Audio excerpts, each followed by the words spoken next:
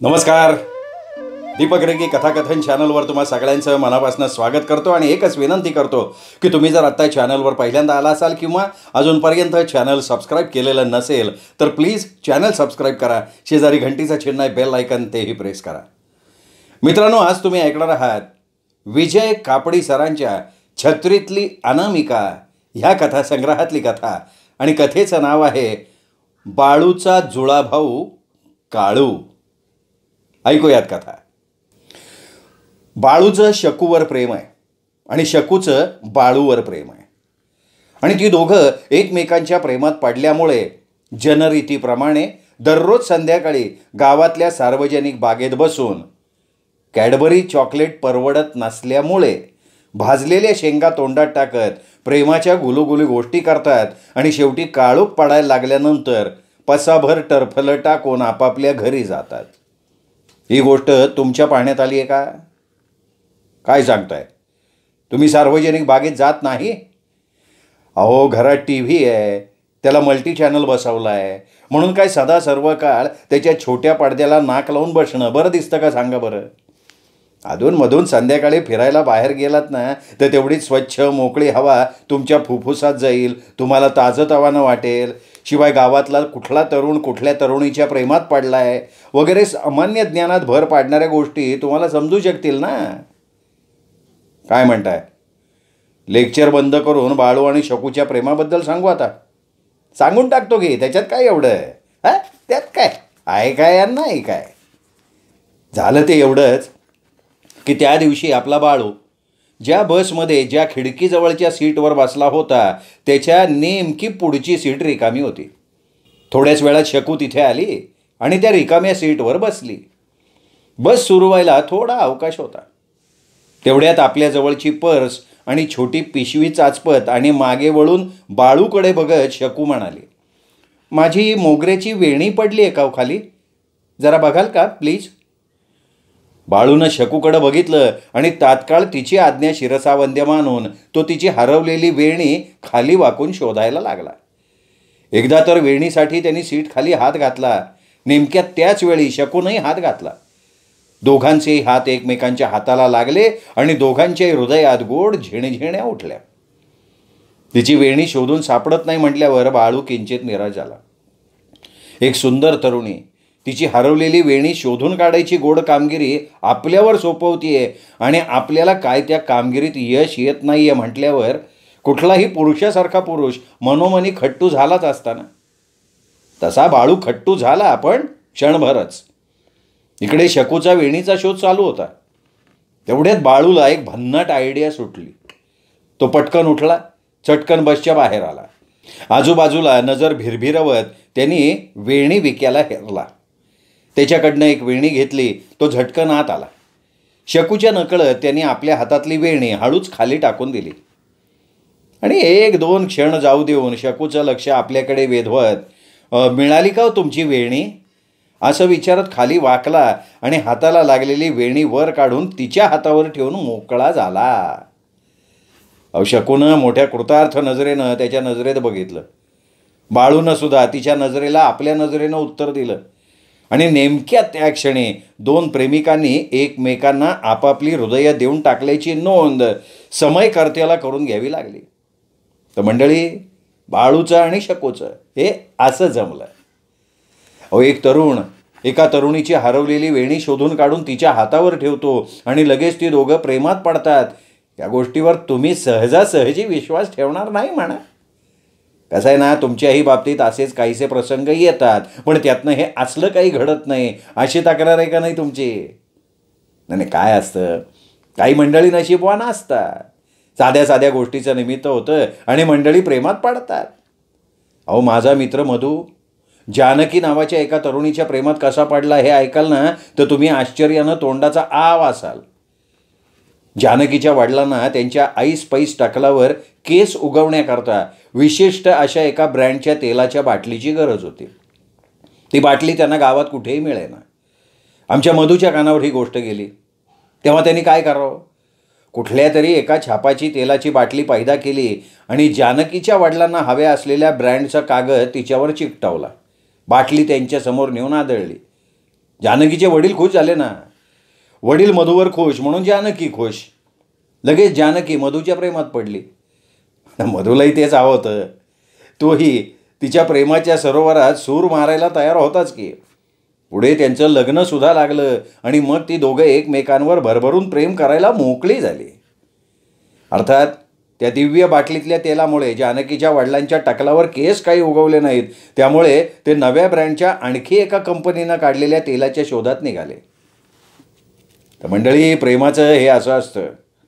फार मोठं निमित्त लागायला पाहिजे. असा काही परमेश्वराच्या राज्यात दंडक नाही आहे. तर आता मधू आणि जानकीला तिथेच प्रेम करायला मोकळं सोडून पुन्हा बाळू आणि शकूकडे वळायचं. तर वेणीचं निमित्त त्यांना पुरलं. ती दोघे एकमेकांना भेटायला लागली. त्यांच्या आवडीनिवडी जुळायला लागल्या. दोघांनाही भाजलेल्या शेंगा आवडतात ही गोष्ट कळल्यावर त्या दोघांना तर फारच आनंद झाला. शिवाय बागेत शेंगा विकणाऱ्या फेरीवाल्याला सुद्धा त्याच्याकडच्या 4 पोळ्या शेंगा दररोज निश्चितरित्या खपू लागल्याचं बघून कायम गिऱ्हाईक मिळाल्याचा आनंद मिळाला. त्या दिवशी संध्याकाळी शकू नेहमीप्रमाणे 4 पोळ्या शेंगांची खरेदी उरकून बाळूची वाट बघत होती. अशा वेळी प्रेमिकांनी डोळ्यात प्राण आणून वाट बघण्याची पद्धत असल्यामुळे त्या पद्धतीला मान देऊन शकूनं सुद्धा डोळ्यात प्राण आणले होते. हे काही वेगळं सांगायला नको. अर्धा 1 तास झाला तरी बाळू उगवला नाही म्हटल्यावर तिला बाळूचा राग आला आणि त्यामुळे यदा कदाचित बाळू आलाच तर 4ही पुढ्यातल्या शेंगांना त्याला हातसुद्धा लावू द्यायचा नाही आणि त्याच्यासमोर सगळ्या शेंगा फस्त करून त्याला टरफलं मोजायला लावायची शिक्षा ठोठावायची असं तिने मनोमन ठरवून टाकलं. आणि तेवढ्यात दुरून कुठून तरी बाळू येत असलेला तिला दिसला आणि सगळ्या शेंगा मटकवण्याचा आपला बेत ओंफस होणार म्हणून ती निराश झाली आहे. एव्हाना बाळू तिच्यापासून काही पावलांच्या अंतरावर येऊन पोहोचला होता. नेहमीच्या सवयीप्रमाणे शकूनं हात उंचावून हाय केलं, पण आश्चर्याची गोष्ट म्हणजे बाळूनं प्रतिक्रिया दर्शवलीच नाही. शुष्क चेहरा करून बाळू तिच्याकडे आला आणि तिच्या शेजारी बसण्याऐवजी उभ्या उभ्या तिच्याकडे बघत म्हणाला, माफ करा, मी बाळू नाही आहे, मी त्याचा भाऊ आहे. माझं नाव काळू. बाळूचा मी एक निरोप आणला आहे. तो निरोप असा की काही काम निघाल्यामुळे तो काही आज येऊ शकणार नाही. त्यामुळे सगळ्या शेंगा खाऊन झाल्यानंतर तुम्हाला तुमच्या घरी जायला हरकत नाही आहे, तरी तुम्ही त्याची वाट बघू नये. तो तुम्हाला उद्या याच वेळी याच जागी भेटेल. आता येतो मी. आणि शकूनं त्याला काही विचारण्याच्या आधी काळूनं एकदम घुमजाव घेतला आणि तो निघाला सुद्धा. भरा भरा भरा पावलं टाकत निघूनही गेला. त्याच्या पाठमोऱ्या आकृतीकडे आ वासून बघण्याव्यतिरिक्त शकू काही करू शकली नाही. तर म्हणजे तिला आश्चर्याचा धक्का बसला होता. बाळूला भाऊ आहे आणि तो जुळा आहे, त्याचं नाव काळू आहे. ही गोष्ट बाळूनं तिला गेल्या 6 महिन्यात एकदा सुद्धा सांगितलेली नव्हती. बाळूला त्याबद्दल खडसावून विचारायचं तिने ठरवलं आणि मग मात्र अधिक विचार न करत बसता तिने शांतपणे सगळ्या शेंगा संपवल्या आणि दातांवरनं जिभेचा शेंडा फिरवत ती आपल्या घराच्या दिशेनं प्रयाण करती झाली. दुसऱ्या दिवशी काळूच्या आदल्या दिवशीच्या निरोपाप्रमाणे बाळू शकूला नेहमीच्या जागी भेटला. तिच्या शेजारी बैठक मारत बाळूनं आपला हात हलकेच शकूनं विकत घेतलेल्या भाजलेल्या शेंगांच्या पुडीकडे सरकवला. तेव्हा शकूनं त्याच्या हातावर हलकी चापटी मारली आणि ती फुरंगटून म्हणाली, मला आधी एक सांग, तुला जुळा भाऊ आहे हे तू मला कधीच कसं नाही सांगितलंस रे? यावर बाळू फक्त हसला आणि म्हणाला, अगं तू मला आधी एक सांग, तू किंवा मी जेव्हा एकमेकांना भेटतो तेव्हा तेव्हा आपल्या प्रेमाबद्दल सविस्तर बोलत असतो, होय का नाही?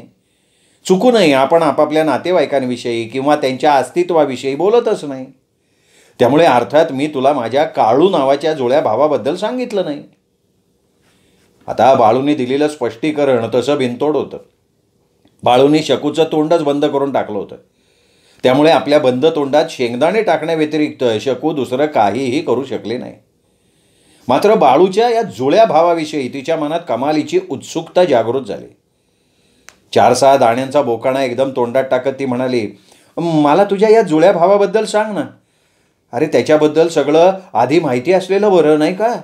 नाही तर सिनेमात किंवा नाटकात घोटाळे होताना दाखवतात ना, तसे घोटाळे आपल्याही आयुष्यात व्हायचे. हां, तेही खरंच आहे की. बाळू गंभीर होत म्हणाला, अगं हा आमचा काळू आहे ना, हा काळू माझ्यापेक्षा फक्त 15 मिनिटांनी लहान आहे.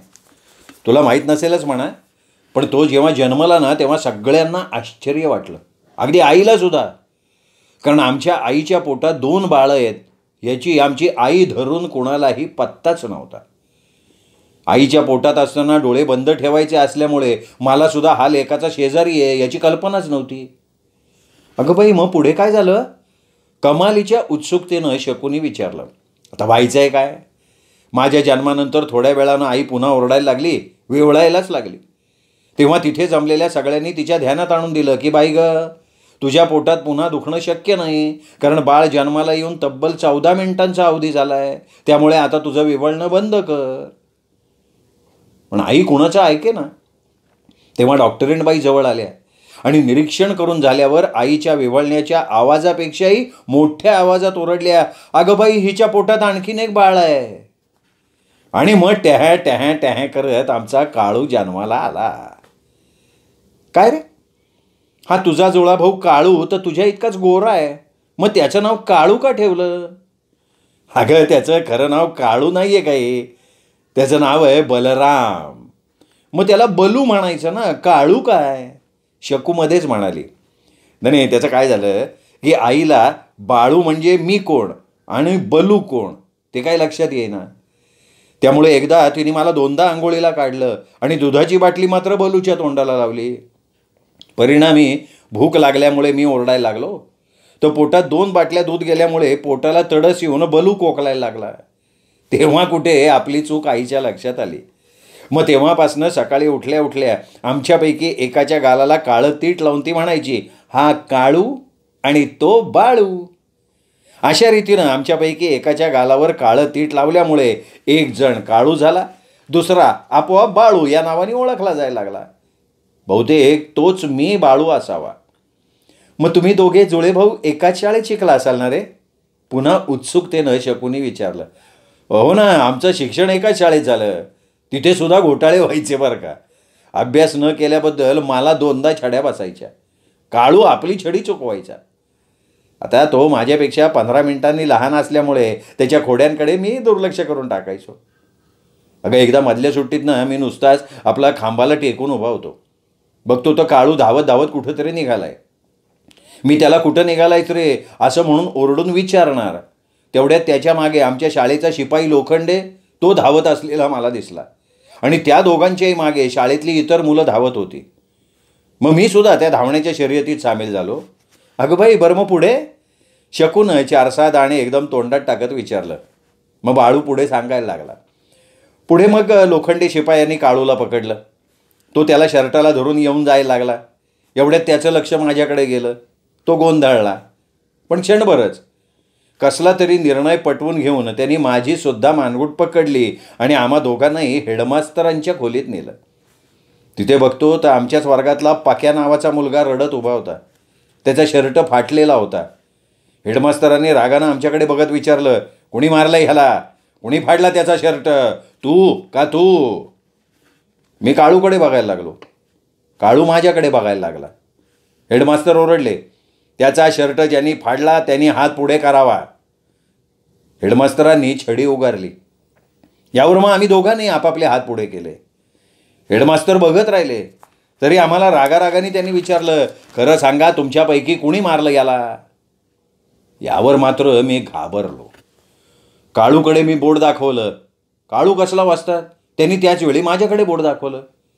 हेडमास्तर पुन्हा गोंधळले आणि नुसताच तोंडी दम मारून त्यांनी आम्हाला सोडून दिलं. शकू म्हणाली, अय्या, मग मोठेपणी सुद्धा चिकार गमती झाले असतील नाही का रे? आता तर काय म्हणजे काय. अगं, एकदा मी माझ्या कॉलेजातल्या एका मैत्रिणीबरोबर सिनेमा बघायला गेलो होतो. त्यावेळी थिएटरमध्ये अंधार झाल्यावर माझी मैत्रीण किंचित रागानं म्हणते कशी, आज मला सिनेमा बघायचा आहे, हां, कालच्यासारखं नको. अगं, मी कपाळाला हात लावला ना. घरी आल्यावर मी काळूला खडसवून विचारलं, तेव्हा काळूनी माझी माफी मागितली आणि पुन्हा अशी फसवणूक करणार नाही असं त्यांनी मला वचन दिलं. बाळूकडे रागानं बघत शकू म्हणाली, ही कोण रे मैत्रीण तुझी? हां? जीभ चावत बाळू म्हणाला, अगं, ती तशी फार जुनी मैत्रीण, आता तर तिचं लग्नसुद्धा झालं आहे. तू मोठेपणाच्या गमती विचारल्यास ना म्हणून मी तुला सांगितलं ते. शकू म्हणाली, नाही नाही ते काही नाही, मला काळूकडनं तिची माहिती काढायची आहे. हां, खरी खरी माहिती काढायची आहे. मला आत्ताच्या आत्ता काळूकडे घेऊन चल. आणि ती एकदम उठून उभीच राहिली. बाळू टरकला. हे काय नवीन लचंड उभं राहिलं. तिच्या हाताला धरून तिला खाली बसवत म्हणाला, हे हे वेडाबाई, तुला काय हे सगळं खरं वाटलं का? मग काय खोटं आहे? अगं साप खोटं आहे. मला काळू या नावाचा कोणी भाऊ नाहीच आहे. मग मागापासून काय सांगत होतास तू? आणि काय रे, मग काल इथे येऊन माझ्याशी बोलला तो कोण? शकूनी त्याला खडसावून विचारलं. आता तुला सगळं सांगावंच लागणार आहे. सांगच, मला सगळंच ऐकायचं आहे. ऐक ऐक ऐक. काय झालं, आपल्या दोघांना इथे असं भेटताना आमच्या बाबांनी बघितलं. मी त्यांना सगळं सांगून टाकलं. मग तेव्हा ते म्हणाले की मला सून म्हणून ती मुलगी पसंत आहे, पण ती मुलगी जरा जास्त चलाख दिसती आहे. बायकोनं नवऱ्यापेक्षा जास्त चलाख असू नये असा माझा अनुभव सांगतोय. मी म्हणालो, बाबा ती चलाख नाहीच आहे, ती भोळी भाबडी आहे, मी तिला सहज फसवू शकतो. मग ते म्हणाले, नुसतं सांगून उपयोगाचं नाही, प्रात्यक्षिक करून दाखव. त्यामुळे त्यांच्या देखत काल मी काळू होऊन इथे आलो, तुझ्याशी बोललो, तुला संशय आला नाही. म्हणजे मी तुला बनवण्यात यशस्वी झालो का नाही? आणि हे सगळं माझ्या बाबांनी तिथे त्या बाकावर बसून बघितलं. अगं काल ते इथे आले होते. हां. शकू मोठाले डोळे करून त्याच्याकडे बघायला लागले. थोडा वेळ दोघंही काही न बोलता एकमेकांकडे नुसते बघत राहिले. शकू म्हणाली, अच्छा, म्हणजे तुला काळू नावाचा जुळा भाऊ नाही आहे तर? हां. अगं नाही, खरंच नाही. वाटल्यास आत्ता घरी ये, खात्री करून घे. यावर मिश्किलपणे त्याच्याकडे बघत शकू म्हणाली, तुला जुळा भाऊ नाही आहे ते समजलं, पण मला मात्र जुळी बहीण आहे. तिचं नाव मालू. काय? बाळूनं आश्चर्याने विचारलं. हो. अरे तुला मी इतके दिवस सांगितलं नव्हतं, पण मला एक जुळी बहीण आहे बरं का. आणि तुझ्या त्या काळूसारखी काल्पनिक नाही तर खरी खुरी आहे. तू आत्ताच्या आत्ता आमच्या घरी येऊन तिला बघू शकतोस. बाळू विस्फारलेल्या डोळ्यांनी तिच्याकडे बघायला लागला. तेव्हा खुदकन हसत शकू म्हणाली, अरे मागे बसमध्ये जिची वेणी तू शोधत होतास ना, ती मी नव्हते, तर ती होती माझी जुळी बहीण. तू मला आवडला होतास, पण तुझ्याशी ओळख कशी काढायची हा माझा प्रॉब्लेम होता. माझ्या जुळ्या बहिणीने पुढाकार घेतला आणि तो प्रॉब्लेम सोडवला. आणि हेही ऐकून ठेव आता, वेणी हरवल्याचं तिने नाटक केलं होतं, नाटक. पण तू मात्र अक्कल हुशारी लढवून हळूच बाहेर जाऊन ती वेणी घेऊन आला होतास. हां. शकूच्या सुंदर चेहऱ्याकडे वासून बघण्याव्यतिरिक्त त्या क्षणी बाळूला दुसरं काहीही करणं शक्य नव्हतं. मित्रांनो, कसा वाटला बाळूचा जुळा भाऊ काळू? कथा आवडली असेल हा व्हिडिओ लाईक करा, मित्रपरिवारात नातेवाईक शेअर करायला काही हरकत नाही. आणि हो, चॅनल सबस्क्राईब करायला मात्र विसरू नका. चला मित्रांनो, पुन्हा भेटूयात वेगळ्या लेखकाच्या वेगळ्या कथेसह पुन्हा एकदा. तोपर्यंत नमस्कार मित्र.